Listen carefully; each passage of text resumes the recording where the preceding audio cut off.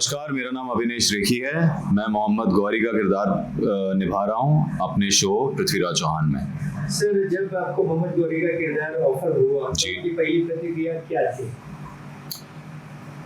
मैंने कॉन्टिलो के साथ बहुत पहले एक शो किया था जिसका नाम था महाराणा प्रताप।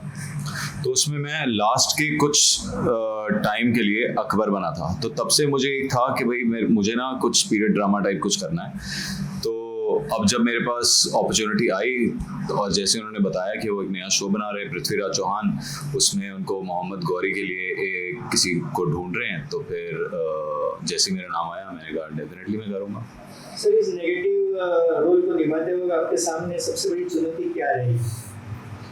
किरदार तो सारे डिफरेंट होते हैं। देखो, हमारा काम है उन्हें निभाना, तो राइटिंग और ये सारा कुछ बहुत इन्वॉल्व होता है। इसमें बहुत सारी प्रैक्टिस करते हैं हम लोग, बहुत सारे लुक टेस्ट होते हैं, बहुत सारे क्लासेस होती हैं, ट्रेनिंग होती है, जैसे कि डायलेक्ट्स की ट्रेनिंग होती है, फिर उसके बाद स्क्रिप्ट रीडिंग्स होती हैं, बहुत तरह की ऐसी ट्रेनिंग जुड़ी होती है। तो वही एक था, तो इसलिए ज़्यादा मुश्किल हुई नहीं, बिकॉज जो हमारी टीम है पूरी वो काफ़ी सक्षम है इस चीज़ को लेकर, तो इसलिए ज़्यादा कुछ प्रॉब्लम हुई नहीं।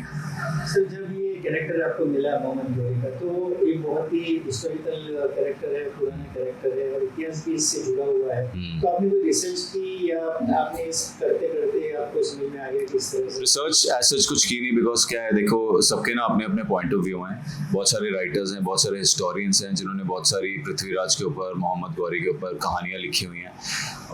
किसी को तो पता नहीं है बिकॉज हिस्ट्री बहुत पुरानी है, 12वीं सदी की कहानी है। तो आगे से आगे बात आगे से आगे बढ़ती रही, लोगों तक पहुंचती रही ये कहानी, और जिन्होंने भी लिखी है उनका अपना अपना कहने का और लिखने का एक नज़रिया है। तो जिस नज़रिए को हम और हमारी जो टीम है, जो हमारा प्रोडक्शन है, जिसको फॉलो कर रहा है, मैंने सोचा कि मैं उसी तक सीमित रहता हूँ, क्योंकि अगर मैं बहुत ज़्यादा इधर उधर जाके पढ़ूंगा इसके बारे में तो और ज़्यादा कंफ्यूज होऊंगा एज एन एक्टर। सर, एक क्रूर और चालक शासक का किरदार निभाते समय आपको अपनी भावनाएं क्या रही? अंदर से आपको कभी कुछ फील हुआ कि ये बहुत क्रूर था या चालक शासक था?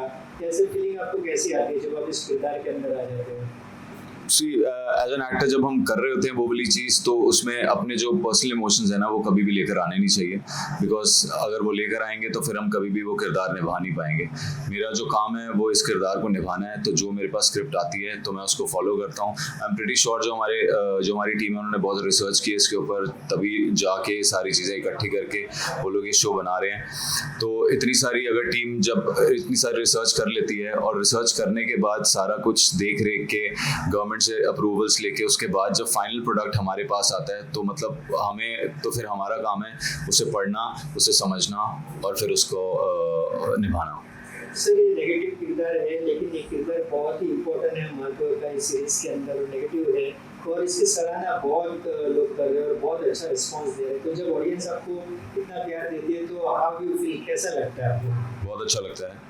देखिए, हम जो कुछ कर रहे हैं वो ऑडियंस के लिए कर रहे हैं। अगर उनका प्यार साथ में जुड़ा हुआ है तो इसका मतलब उन्हें चीज़ पसंद आ रही है, और अगर उन्हें हमारी काबिलियत के दौर पे और सब चीज़ें देख के अगर उनके हमारा काम पसंद आता है तो इससे बड़ी बात और इससे बड़ा अवार्ड तो कुछ हो ही नहीं सकता ना।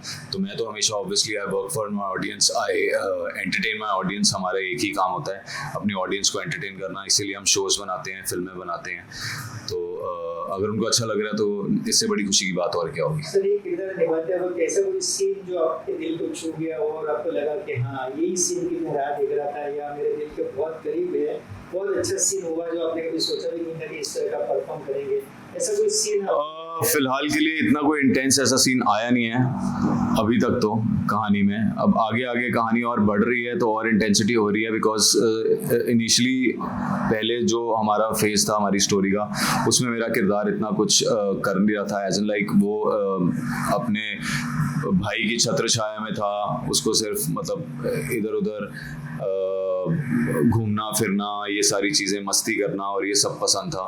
तो वो वाला हमने जब चीज़ें होगी, जब अब उसके भाई की जब मृत्यु तो नहीं कह सकते, उसके भाई को जब पैरालाइज किया उन्होंने, जब अपाहिज कर दिया, उसके बाद से ये थोड़ा सीरियस हुआ कैरेक्टर, और अब जाके इसने वो वाली बीड़ा उठाई है कि अब मैं हिंद पर कब्जा करूंगा। तो मे भी आगे जाके कोई अच्छे सीन्स आएंगे।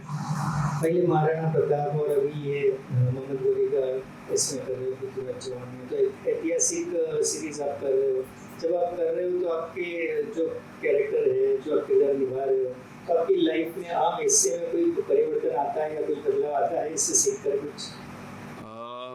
परिवर्तन तो बहुत आता है। अगर हम कुछ गलत निभा रहे हैं तो उसका परिवर्तन तो आपकी ज़िंदगी में आता है ना। उससे आप सीखते ही हो कि ये वाली अगर चीज़ें किसी ने की हैं लाइफ में अपनी, तो हमें वो वाली चीज़ें रिपीट नहीं करना। वो एक लर्निंग लेसन है। और आई थिंक इसीलिए हम ये कहानियाँ ऑडियंस को भी दिखाते हैं कि ये कहानियाँ देख के वो सीखें कि कितने बलिदान दिए थे उस टाइम पे, जितने हमारे वॉरियर्स थे, महाराणा प्रताप हो गए, पृथ्वीराज चौहान हो गए, जिन्होंने हमारे देश के लिए इतने बलिदान दिए।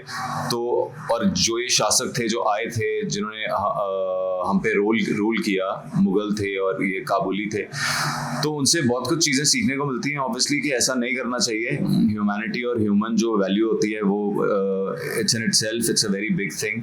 तो उसको उसकी सराहना करनी चाहिए, उसका ख्याल रखना चाहिए, लोगों से अच्छी तरह से बात करनी चाहिए, अपनी रिस्पॉन्सिबिलिटी अच्छी निभानी चाहिए, अपने देश का ख्याल रखना चाहिए। हमारे देश में जितनी गंदगी हो रही है हर जगह पे, अभी भी आज़ादी के बाद भी हम उसी दौर में है कि हमारा देश अभी भी उस जगह पे पहुंच नहीं पाया जहाँ पर उसको होना चाहिए था। एक टाइम पे हमारी देश को सोने की चिड़िया बोलते थे। तो ये सारी चीज़ें सब सीखने को मिलता है कि आपको एक अच्छा नागरिक बन के रहना चाहिए और इन चीज़ों से दूर रहना चाहिए। सर, जब आप ये ऐतिहासिक सीरीज कर रहे हो, इससे बहुत अच्छा मैसेज, सोशल मैसेज भी लोगों के पास जा रहा है, लोगों को पसंद भी आ रहा है, तो इसके अंदर वीर रस होता है बेसिकली। तो क्या होता है? वीर रस। हाँ। वीरता के ऊपर ज़्यादातर जी। फोकस होता है और इसमें वीर रस बताया जाता है।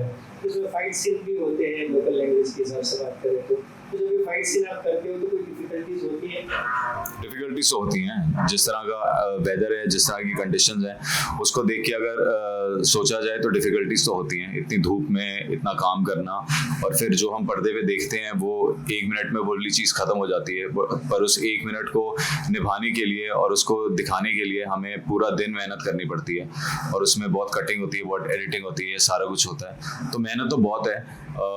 और स्पेशली इस शो में बहुत ज़्यादा मेहनत है, बिकॉज कपड़े और रहन सहन, और उसके बाद ऊपर से आपने जैसे कहा फाइट सीक्वेंसेस, जो फाइट सीक्वेंसेस होते हैं तो उसमें वॉरियर वाला जो कॉस्ट्यूम होता है इट्स प्रीटी हैवी।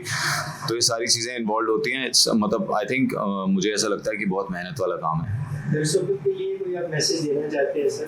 दर्शकों को तो मैं यही कहना चाहता हूँ कि हमने बहुत प्यार से, बहुत मेहनत से शो बनाया है। ऐसे शो बनाने आसान नहीं होते हैं, बहुत मेहनत लगती है इसमें। एक नॉर्मल शो तो फिर भी बन जाता है, बट एक हिस्टोरिकल शो जिसमें इतनी रिस्पॉन्सिबिलिटी होती है, उसको बहुत सोच समझ के बनाना पड़ता है। तो हम आपके सामने वो कहानी लेकर आ रहे हैं जो कि 12वीं सदी की है।